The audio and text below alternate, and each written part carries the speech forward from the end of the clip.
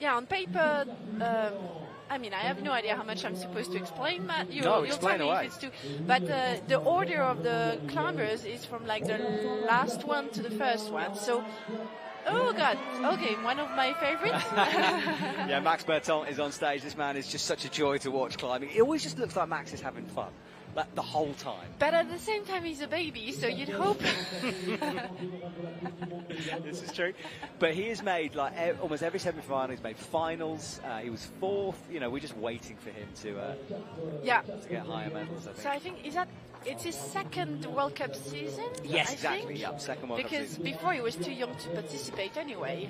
Yeah. He's done amazing in the youth categories, and he's clearly proven already that he's somebody who's going to be important. Max is also the little brother of superstar Oriane Berton. I'm sorry, we have to mention Oriane. I had Oriane in the commentary box in Innsbruck when he was climbing, and it was the most fun. It was so good. And Eloise Dumont coming on the left-hand side. She was fantastic in Innsbruck, made her first ever finals. So let's see if she can do the double here in Chamonix. Belgium, very small country with a lot of really good climbers. Yes, you're right. We've got Hannes van Dyssen, who will come out later on. We have a... Maybe it's also they have a terrible weather, so they have really good athletes, just like the UK, to be honest. Because they've got to go indoors, yeah. That's a good point. Right, Max easily through the crack. He was cruising through that one. Now Wodge is 2 feet in. Yeah, jamming the foot, you can see that. It's nice they're mixing the crack. We have seen quite a lot of crack climbing this year, but it's good to see one like this. I mean, it's not a hard one. No. But it is enough to unsettle some athletes. Exactly. But if you're clever nowadays as an athlete, you really have to train the cracks. Otherwise, yeah, if you're a comp athlete, you have to really train on your weak points. Obviously, it's much more comfortable to ignore them, but it's not a good idea. Yes, I tend to ignore mine all the time. It's much more fun, I find, in training. Yeah, but you have the choice to go to only your strong points. They do not have the choice. Right, Eloise into the pink section with those crimps on top. Great shot there from our drone just to show the height. The men's climbs much faster than the women's, which is interesting. I mean, yeah, Max has a fast style as well. And to be honest, I thought he wasn't as fast as he usually is. Yeah, he's shaking there as he crosses through into the blocked crimp. Turns it into a cycle. That's an interesting. You have to think in the first comps he was, he didn't have to prove absolutely anything. Oh, wow, well, he dropped up, nearly saved it on a nothing hold on the way down, but not quite for Max. And I have a feeling that might leave him outside of a finals place. Yeah, most likely. He's quite disappointed, I think. Right, Eloise with the war paint on her face from that chalk. That's her personal style that I absolutely love. But she's got 4 minutes 15 on the clock. She was struggling earlier, but she managed to save it. And but yeah, she doesn't. I hope she's going to manage to go quickly on that section because there's no alternative to be efficient. Block crimp to come. It's a big old shouldery throw over with the right hand. Oh, I'm going to tell you a story, okay? Okay, go for it. Well, hang on a sec, because she heel hooked her own fingers there. Oh, it's about her fingernail being painted. Some athletes actually paint them black to make them stronger, because right now she's starting, and I think the best solution, I mean, I really think so, is you have to focus closer and closer just onto the holes and the movements, because it's the only thing that matters. But your brain has this tendency to think, this big crowd, what if I mess up my route? I'm going to look ridiculous. I've worked so hard for it. See, can you imagine like this black demon on your shoulder just talking to you? No, I mean, I can't. And I think that's what separates, the high level athletes from those who struggle, is the ability to deal with that kind of a pressure. Yeah, it's one thing to be super crazy strong at training, to do 6 million one-arm pull-ups. How many do you do? 0. Now, this lady here kind of coming on, she's just 17, one of those breaking into the Japanese team, and I'm pretty sure this is her first World Cup as well, which is pretty amazing, and already this is her first World Cup and straight into semi-finals. Wow, well, but I mean, at the same time, she's Japanese, her density of circuit at home is mental. It's very far from her first competition. This is why these athletes, they can perform like that, because they're so used to it. Imagine the best climber, but who had never done a competition. He would literally liquefy. Liquefy, that's a brilliant word. Yes, and I've been told that apparently the Japanese nationals is harder than World Cups. Yeah, so, well. You know, if you can deal with that, you can deal with this. I've been a lot to Japan, actually. Okay, this is like 6 generations ago, but God on Earth for me is Yoji Hirayama. Yeah. For you too, right? Big fan, yeah. I've climbed with that man quite a lot over the years. Exactly. Yeah. And this is the thing you want to do. You want to spend some time with a legend. Yeah. And so I've done a lot of expeditions with Yoji. So I've been a lot to Japan, and you go to any gym, you feel so terribly bad. Yes. Because they're the black so tanks strong. rather notorious. Those. Just quickly, Philip Schenk underway on the right-hand side here, and Connor doing very well as she works her way through.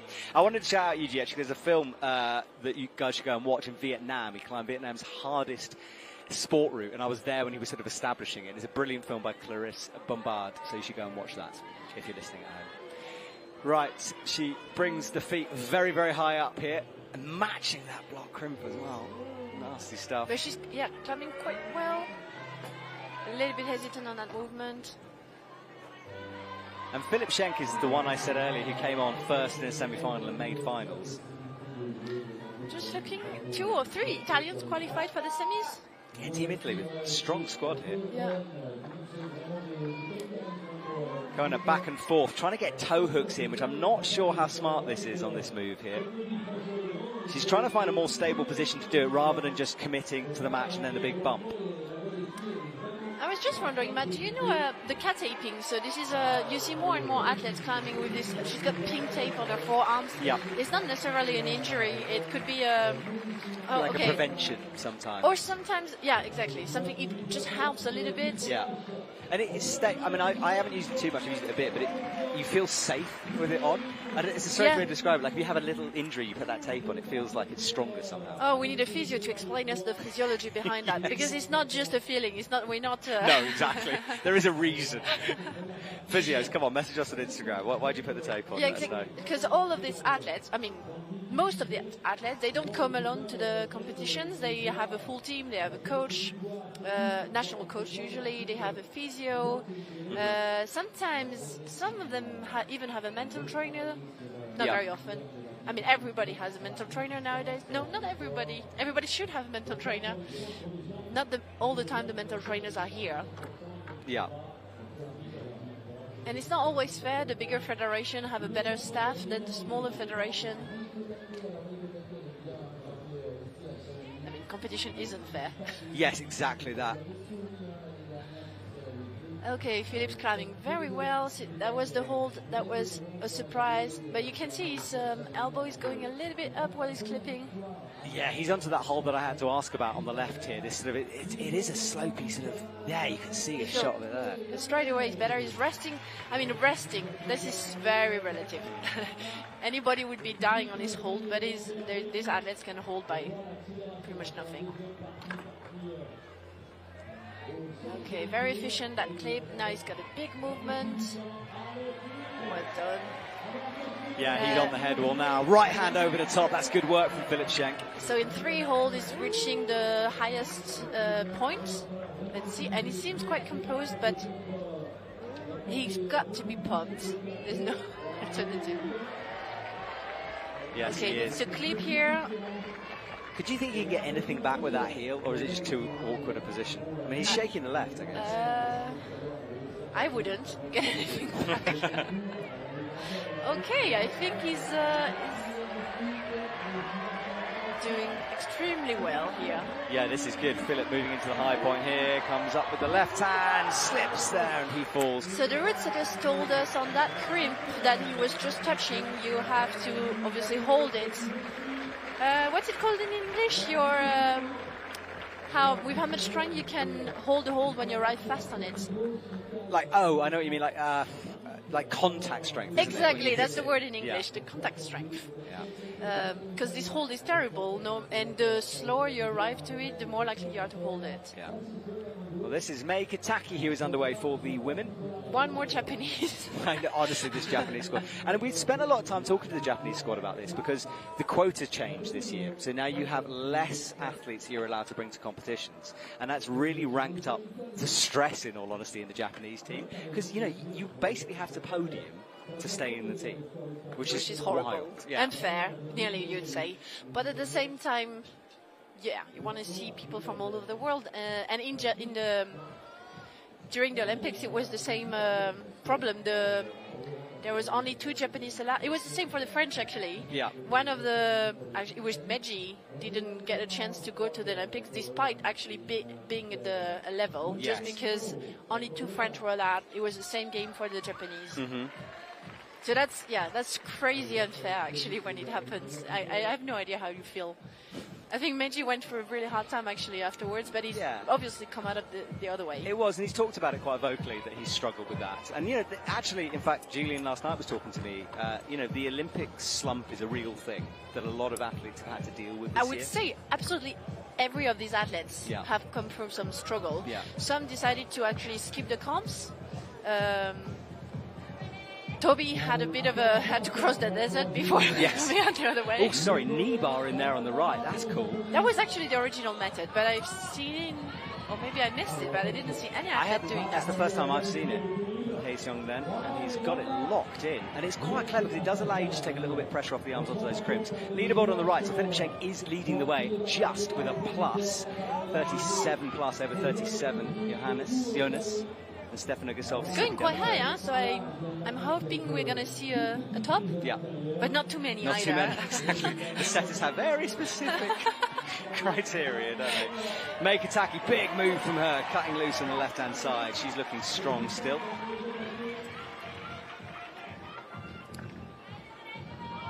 Interesting stuff here. It's a resistance route for both sides of things. 2 Asian athletes on the wall. I think this is one very real truth in climbing. At the minute, a lot of people say that the Asian body is made for climbing. Interesting. I mean, I'm saying that it's absolutely nothing negative because I'm half Vietnamese, okay? You're half Vietnamese? Yeah, it's not obvious. No idea. So you've got an unfair advantage. No, sadly, my body doesn't look Vietnamese. I would love to be a bit lighter. But well, look at this. May Kataki falls just below the head wall there. That is definitely a hard move. 3 girls have fallen here. Yeah, it's tough. It's the high point at the minute. The setters told us there was sort of a rail, like just half a pad rail up there to get through the head wall. And Noah on the right-hand side has really struggled with the jam, sort of had to figure that one out. Yeah, maybe he hasn't trained enough for this jam. I mean, it might be, it's one of those things you don't... I mean, I speak to so many climbers now who have, barely climb outdoors, Yeah, but nowadays, they train on the jams indoors, especially the Japanese athletes, barely climb out. That's the thing, if you train outdoors, your training isn't intense enough. Mm-hmm. We're talking about 6 minutes. When do you do a route in 6 minutes? Yeah. Pretty much never. No. So usually, either they don't allow themselves or the trainers don't really allow themselves to train outdoors too much. This is a usually, okay? Because Stefano Ghisolfi climbs only outdoors at the minute. Yes. But I mean, there's always an exception. That is true. But, he's maybe slightly slipped behind in terms of, the standard of the field. It's true, so it shows. And that's no disrespect to Stefano, he's one of the greatest climbers in the world. But, I think you do have to be very dedicated to indoor climbing nowadays. And it's getting worse and worse. To be honest, even 15 years ago, it was already true. Mm-hmm. And now it's pretty much impossible to have the time to perform indoor and outdoor. Actually, Brooke Rabutu just pushed the female level. Hang on, let's just look at Noah here because he is up towards the head wall at the moment, trying to look for a heel. He can't find it. His last result was 27. He's going to improve on that one, but I don't think that's enough for a finals place for him. He is down. And then on the left-hand side, who have we got there? We've got Anja Kolher from... Sorry, Brazil. Oh, right, now this is exciting. So, first Brazilian woman to get into a semi-finals pretty much since the records began here, since about 2007. So an incredible performance from that's her. Interesting, because there's been quite a few really strong Brazilian guys. Women. Yeah, of course. Yeah, so she's the first woman to do it. In fact, only 3 Brazilian men have made the finals, and all it was in lead. And the last time was back in 2009. So for Brazil, for South America here, this is a big moment for Anja. Okay, but then Felipe Camargo has done a ton of finals. Yes, he'd be one one of those men. Yeah. This is the stats I've been told, okay? So No, I think your stats are right. I'm just saying... Filippo was cool. I met him properly for the first time. But that's much more outstanding. Like, basically,